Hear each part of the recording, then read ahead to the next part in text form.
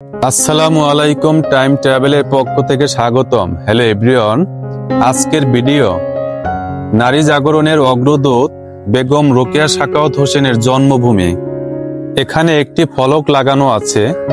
এই ফলকে লেখা আছে বেগম রোকেয়া সাখাওয়াত হোসেনের জীবনী।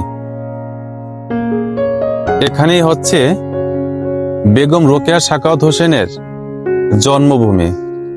এই জন্মভূমির চতুর্পাশে বাউন্ডারি দেয়া রয়েছে। এখানে গাছপালার মাঝে প্রায় মাটির সঙ্গে মিশে যাওয়া কিছু ইট আর কিছু পিলার, এই হলো বেগম রোকেয়া সাখাওয়াত হোসেনের পৈতৃক ভিটা। বেগম রোকেয়া সাখাওয়াতের পৈতৃক ভিটায় এভাবে দুটি দেয়াল দেখা যায়। একটি দেয়ালে দুটি জানালার আকৃতি কোন রকম টিকে আছে। কালের বিবর্তনে সব কিছু হারিয়ে গিয়েছে এই বেগম রোকেয়া সাখাওয়াতের জন্মভূমি থেকে। ইতিহাসের সাক্ষী হয়ে এখনো দাঁড়িয়ে আছে এই বেগম রোকেয়া সাখাওয়াতের জন্মভূমিতে। প্রতিদিন অসংখ্য দর্শনার্থীরা এই বেগম রোকেয়া সাখাওয়াতের জন্মভূমি পরিদর্শন করতে আসেন।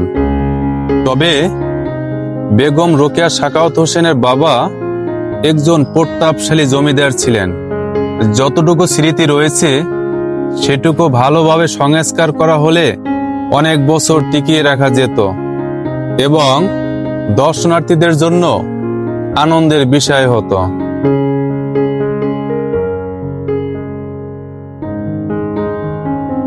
এখানে একটি প্রতিষ্ঠান রয়েছে। এই প্রতিষ্ঠানটিও বেগম রোকেয়া সাখাওয়াতের নামে নামকরণ করা হয়েছে। এখানে লেখা আছে পায়রা বন্ধ সরকারি বেগম রোকেয়া স্মৃতি মহাবিদ্যালয়। তবে আজকে বেগম রোকেয়া সাখাওয়াত নেই, তবে তার প্রতিষ্ঠানগুলো রয়ে গেছেন। এখানে অনেক ছেলেরা রয়েছে, তারা বিকেল বেলা এখানে খেলাধুলা করছে। সমাজ সংস্কারক ও নারী জাগরণের অগ্রদূত রোকেয়া সাখাওয়াত হোসেন। রোকেয়ার বাবা জহিরউদ্দিন মোহাম্মদ আবু আলী হায়দার সাহেব ছিলেন তার বংশের শেষ জমিদার। রংপুরে পায়রা বন্দরে এই জমিদার বংশে 1880 সালে রোকেয়ার জন্ম। রোকেয়া 1932 সালে কলকাতায় মারা যান।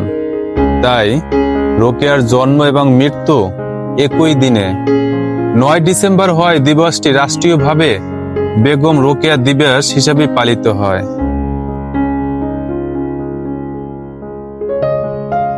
এটি হচ্ছে বেগম রোকেয়া স্মৃতি কেন্দ্র। এখানে রয়েছে বেগম রোকেয়া সাখাওয়াত মৃত্যুর আগ পর্যন্ত যেই সমস্ত জিনিস ব্যবহার করেছেন সেগুলোই এই স্মৃতি কেন্দ্রে রয়েছে।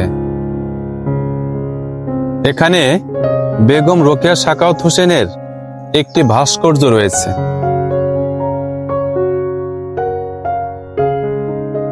যদি ভিডিওটি ভালো লেগে থাকে কমেন্ট করে জানাবেন। পরবর্তীতে ভিডিও দেখার জন্য এই চ্যানেলটি সাবস্ক্রাইব করুন এবং বেল বাটনে ক্লিক করুন। আপনাদের উৎসাহ আমাকে সাহস যোগাবে।